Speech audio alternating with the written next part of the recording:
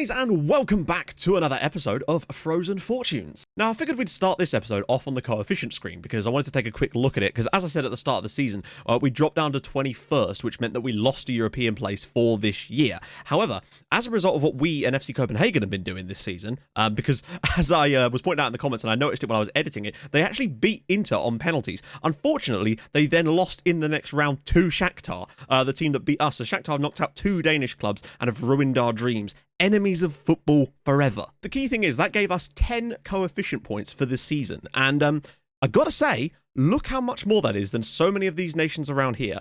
We've had some pretty poor years. There was one good season, which was an 8.125, which is going to disappear, which means our coefficient could actually probably get worse before it gets better. So Copenhagen are really going to have to hold up their end of the bargain next season, particularly if we're not around to help them. However, what this does do for next year, and which is the most important one, coefficient for this year, as you can see, was right there, but we've gone up quite considerably.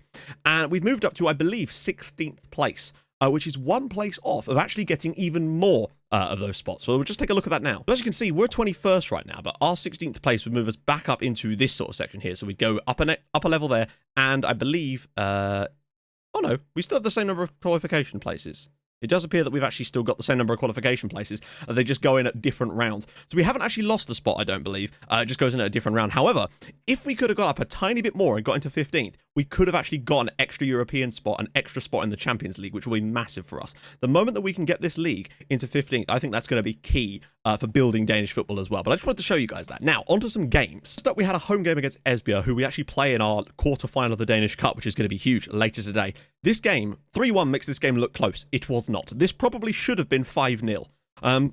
Bravo managed to miss 2 penalties in this game, which is very, very unlike him, considering he also scored twice in the match, so I don't really know where that came from. And the Rogers Jr. own goal was so unfortunate. The ball was just kicked at him and it deflected off into him. So it should really have been 5-0 to us on the night. And that might have flattered us a tiny bit, but we were very, very good, and Rogers Jr. was excellent, our player of the game despite that.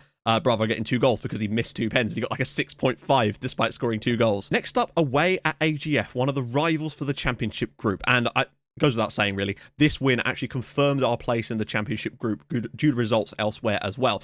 This game was a very slow burner, and it didn't really start to kick in until Shishi and Svenningsson came off the bench and changed the game for us. Shishi missed, I believe, the game against Esbjerg from that injury he suffered in the Europa League, but he came off the bench and was excellent. 2 goals for Svenny, 1 goal for Ersan. Matthias Hansen did pick up an injury, though, which was a bit unfortunate, but it was a huge win away from home that sees us qualify for the championship group. Takes a little bit of the pressure off of us. Next up, we travel to bottom of the table and team with only 1 win on the season, Randers, and we got mugged off. I cannot believe that this game was 3-3. The own goal was incredibly unfortunate. The fact that Christian Jensen, who was a guy I was actually looking at, he's on loan from FC Copenhagen, was brilliant against us. Got them 2 goals in that first half. Ersan got one back before half-time, but we were 3-1 down at half-time. Threw some stuff on in the second half, got an early goal back. Kasper Enghart's own goal got us back into the game level, but look at the number of chances we had. 6 clear-cut chances, 6 half chances. We absolutely spanked them.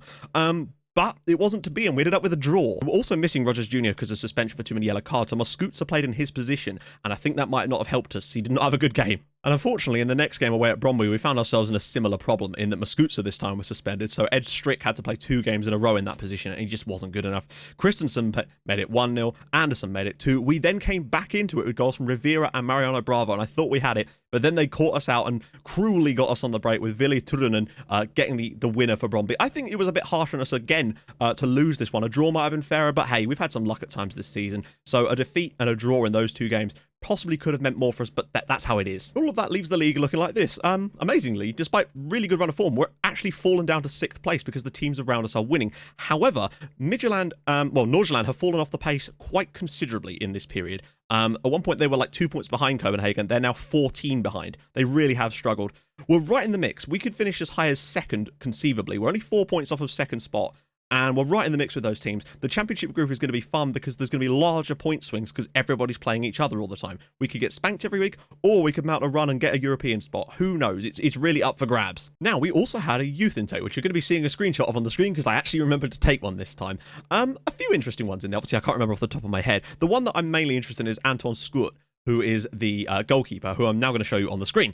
And, I mean, I think he's fairly decent. We've signed him up to a contract. He's balanced. He's a promising goalkeeper. He's got that 5-star potential. So, it'd be nice to have a young Danish keeper come through and do some awesome stuff with us. I think he's pretty decent, to be honest. There's also Martin Jakobsen, who, again, 5-star potential, right back. We're going to retrain him as a wing-back, of course. I'm not sure how well he'll do in that way. And he tries to play his way out of trouble. Fairly professional personality, though, so you never know. Now, I found a way around the board's philosophies. I thought about this, and I figured we hadn't had a contract for a while, so I figured I'd go to the board and I'd ask them for a new deal. They then agreed to the new deal, and I let them, or rather, I made them remove the philosophy about playing direct football. I kept the one about signing youngsters for the first team in, because I didn't know if they were going to, you know, make a big Barney about that if I did. And also, I don't really mind doing that. It'd be nice to get them on my side extra because I do that anyway. But I wanted to get rid of that direct football nonsense, which weirdly they thought we were already doing, which I don't understand how, but there you go. But that is now gone, so that's good. And I've got a new deal, so win-win. Sørgaard also got called up for the under-19s as well, so maybe another Svenningsson situation on the cards there potentially too. Now, we have signed 2 more Americans who've come in, and I've deemed them worthy of contracts in the club. And you'll see why in a sec. We'll show you those when we get into the match. But yeah, so at home against Sunniusk today, they're one of the struggling sides in this league. You think we should win this one. It doesn't matter dramatically if we don't, but I feel like we should. I need to keep us sort of in touch with the teams around us. A win here would be really, really good and put us in a good position for those championship groups. Plus, the higher we finish, the more money we get, and we kind of need it. We're down to like 3 million in the bank at the moment, so a good little cash injection right now would be quite important for us. So this is Chris Baker. He's on loan at the New York Cosmos. He came in and I immediately loaned him out after I put him on a contract to get him some first-team football to continue his development. But also, look at this. I mean, lots of blue stats, which is what I'm interested in. Fairly professional, 2.5-star. He has got 5-star potential as well.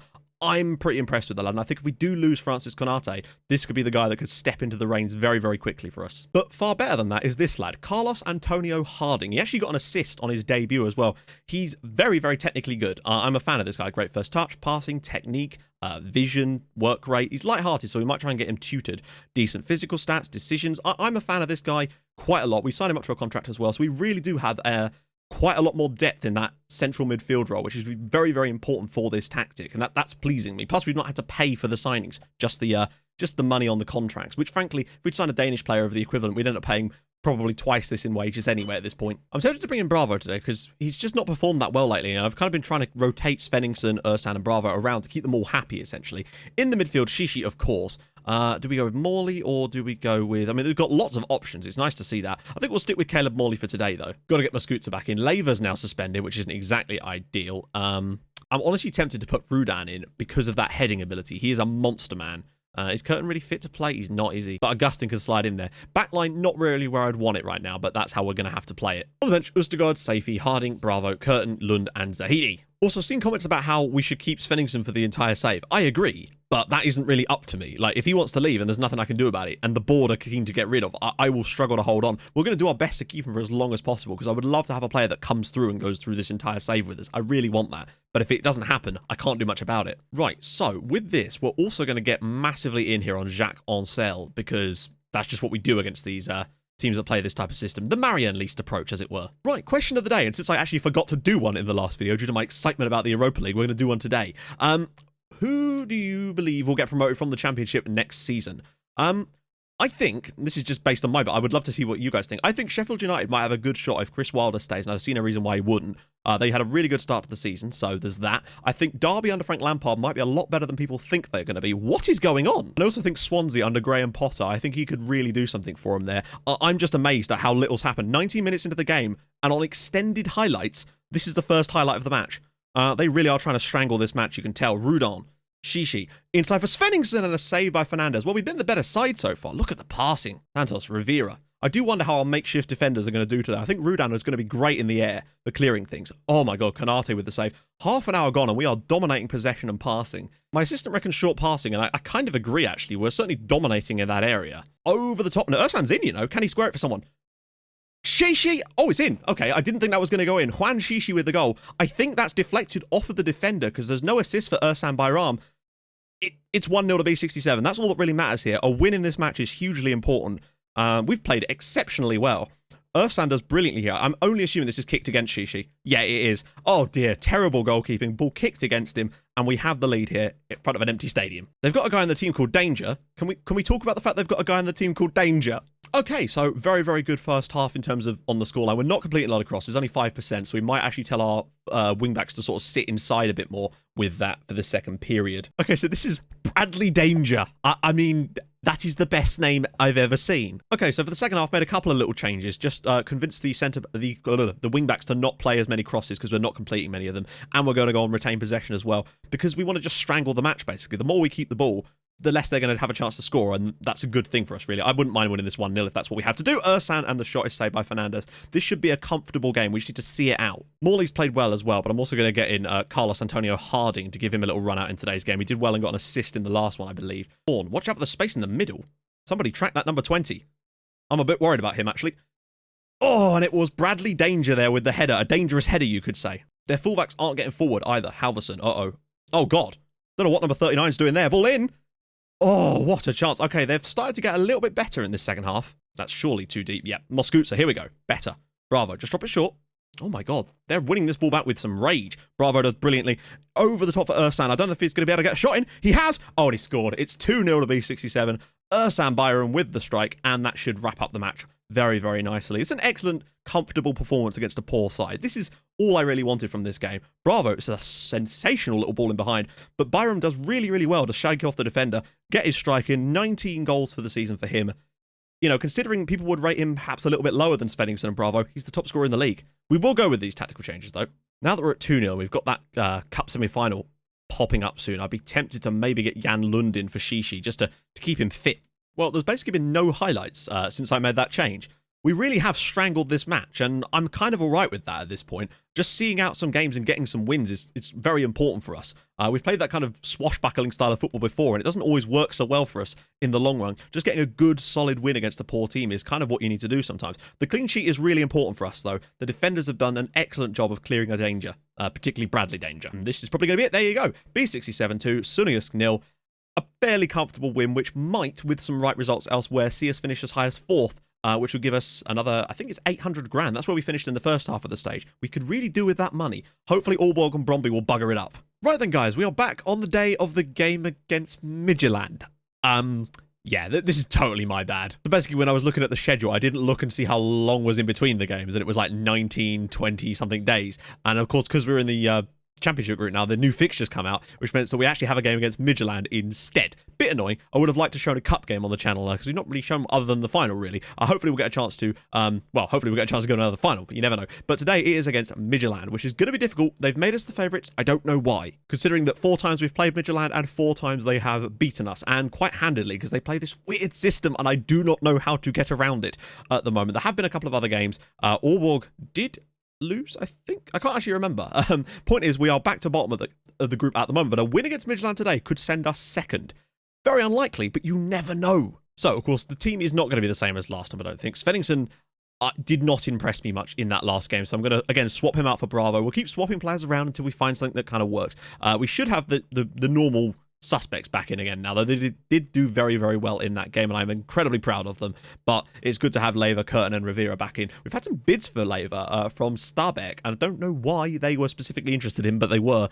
Derisory ones of like 250k, when he's clearly worth way more than that. He's our best defender now. I'm going to stick with Caleb Morley in that role. I don't think he's been amazing in it just yet, but I do think he's finding his feet. Juan Shishi's been simply sensational. Santos, still not entirely sure about him there. He's doing all right. But I do wonder if maybe Matthias Hansen, when he gets back to full fitness, could do a better job. We'll have to see. On the bench, Karatala, who is a young goalkeeper because we've loaned out Ostergaard and a few other players as well. Cormio, Hansen, Svenningsson, Safi, Antonio Harding, and of course Zahidi. Cormio is an American who's been doing quite well in the under-19s. Figured we'd give him a call up to the major squad anyway because, our under-19s are on the verge of potentially winning the under-19 championship, which would be sensational for us. We're level on points at the top with Copenhagen, but we've got a better goal difference. Turns out Cormio is actually Argentinian, but never mind. I legitimately have no idea what to do against this system. They've beaten us 4 times with it, and it's a weird one. They have a player up front called Shitey, which doesn't exactly help the situation. There's going to be spaces, but the problem is, I don't know. We'll have to play it by ear again. I just think that they seem to have our number at the moment, and it's a bit of a problem. And, oh, excellent. I forgot about this kind of nonsense. So we actually can't even see the group that we're in. Sunagor with a long ball downfield, well won into the midfield, but they've got so many players in that central area. I think if we're going to get through them, it's going to have to be from the wide areas, really. Maybe even putting the wingbacks onto attack today might push their fullbacks back a little bit. Lever. Because it is definitely going to be a case of we have to go down the wings because they've got so many players in the centre. Ball in. Moscuza clears. Morley clears. Although, weirdly, the possession swung back in our favour a little bit at the moment. We haven't conceded early, which is nice. Rogers Jr. has found a good ball. I love that he's got that new PPM of likes to switch ball to other flanks. It's so useful in these situations. Morley. Use your wide man. There we go. Moscuza getting into a good position. Ball in. And cleared. Morley. Cleared. Oh, I'm noticing that their free man is this number 10 player here. And I do wonder if maybe getting Shishi to just sit on him might drop him back a little bit deeper, but it might also take him out the game a little bit because he's going to be the free man in every situation. So I couldn't work out who the guy actually was. So it's number 10, which is Midtjylland. Remember him from our save? So where is he? Not Midtjylland. No, is it Midtjylland? Yeah, Midtjylland, midfield centre. It's just an idea, but I want to see if this actually works because he is the one that's always going to be open with the way that they play in that midfield. And if we just have Shishi, it will force him to drop a bit deeper. At times, but I do wonder if it's just going to make us slightly more defensively stable. We'll see. Bravo, outwiper Rogers Jr. Can he find a cross? Goes deep. Ball in, cleared away again. Ball downfield, easily picked off by Curtin. Moscuza, inside for Morley. Go on, look back to him. Shishi, around the side for Ersan. Oh, what a great goal. We have the lead against Midtjylland. We don't know where it puts us in the... Well, actually, we kind of do. What a great bit of play that was from Ersan Bayram. That's his 20th... Or actually, I don't know. This is lovely, lovely stuff here. It's a great ball, I think, from Caleb Morley as well. Surrounded by players, knocks it to the side. Shishi. Ersan actually runs around the back of his defender into the bottom corner, and we have the lead against Midtjylland. Maybe now we can act as a bit of a spoiler in this match and see what Shishi's capable of. See if this actually is going to work. I'm also going to turn it on to retain possession, because that's what we do when we get the leads, just to try and kill the games a little bit. Santos. Goes for Moscuza. Well, this is going to be a long ranger from Juan Shishi. We know that. And it's gone out for another corner. But hey, keep the pressure on. We got the lead. Actually wondering, Curtin now. If maybe putting the wingers onto attacking might not be... Then again, we are winning the game. And I don't really want to jinx it just yet. If we do end up going back to level, I might put the wingbacks onto attacking. Because we are finding an awful lot of space in the wide areas on this team. Morley, Santos, Bravo, Shishi. Oh, what about that? B67 2, Midtjylland 0. I think we've got something here. I don't know whether it's the specific changes we've made in terms of to shut them down from an attacking perspective, but we've... Look at this. This is glorious stuff. Santos drops it out for Bravo, puts it across for Shishi, who then somehow picks him back out again and smash top corner. Well, top of the net anyway. B67 2, Midtjylland 0. This would be a huge win for us. Julmont and cleared. Ersan's got it at his feet. Can he find Bravo? He's got a lot of players surging forward. Rogers Jr. is one of them. Got to look across the pitch. He does. Glorious stuff. Moscuza in space. Can he pick a cross out? He does. Cleared. Shishi. He's probably going to shoot, isn't he? No, finds Rogers Jr. Go on, back post cross. Bravo! What a save that is, and that could have been 3-0. We're looking really good now. Well, I mean, Juan Shishi's putting in an absolute stonker of a performance again, like he did in the last game. So annoying we can't even see the league table. Oh, hang on. No, that's the other league still what we're talking about. So AGF are beating... No, that's all we're the only game from this group on at the moment. But Ersan and Bravo's goals put us in the lead, and I think a deserved so. There doesn't seem to be a way for me to see what Julian's actual rating for that first half is. I can't imagine it was super high, but I'm hoping we can keep him quiet for the rest of the game as well. Not great work there, Ghost. This is nice stuff. It's nice to see. I really want to see us hang on here. Shitey. Oh, round the post there. And Shitey's now coming off. Moscuza, the fact that we got a 2-0 lead really does make this so much nicer. It gives us a bit more breathing space in case something does go wrong. Santos, Morley, Shishi, you've got to use your wide man here. There we go. Rogers Jr. Right, we did a good cross, Carl. Ball in. Oh, what a chance. Oh, it's a free kick. For something. I also don't want to make substitutes too soon because everyone's playing fairly well in this match so far. Maybe Santos is the only sort of weak link here. Jensen's on for Hulmond. Right, okay, now probably a good time to make a change. I'm going to get Santos off for Hansen, give him a little run. Morley's the other slight weak spot, and by that, I don't mean he's played badly at all. We'll make those two changes. Bravo and Ersan I'm fairly happy with up front. Maybe Svenny for the last 10 minutes to give him a bit of a run against some slightly more tired legs. Particularly if we are still 2-0 up in this match at this point. Someone needs to find Carl Rogers Jr. at this point. He's begging for the ball. Shishi, Ersan, he's through. Oh, it goes for goal instead when you have 4 players overloading that far post area. Ball downfield. Should be 1. Labour with a massive header. And yes, he's done it again. Hansen, Bravo, we need to run from Ersan now. And he's found him. He's in, you know. Oh, he's pulling off into all sorts of spaces now. Easily won by Carl Rogers Jr. It's a terrible header, though. Poulsen's through. Oh, his cross is poor. His cross was the main thing there. Poulsen, we got 13 minutes to go. A 2-goal lead. Just keep defending well, guys. Cleared away. Onuachu. Oh, wow. We are riding our luck a little bit, but they're still shooting mostly from range. Sernagor, we've barely heard a peep out of Midtjylland in this game, and that has been probably the most satisfying thing about it. Watch out. Ball through for Onuachu. Oh, dear. Oh, dear. Paul on Archer with 12 minutes to go, and it seems like Midtjylland have woken up. We appear to have woken the dragon a little bit. Since we're completing a lot of crosses, I might be tempted to turn that off and just hit some early crosses into the box. Midtjylland have looked really, really strong in the last sort of 15 minutes or so in this game. They're getting a lot more of the ball. Well, actually, they're not, but they're being more dangerous with it, and that's kind of what matters. Harding, Hansen, Shishi, Bravo. Go on, get that ball out wide and get a good cross. Moskutsa, Svenningsson, he's through! Oh my god, he should have put that in the back of the net. Svenningsson there has the chance to win this game for us. Completely put it out of sight.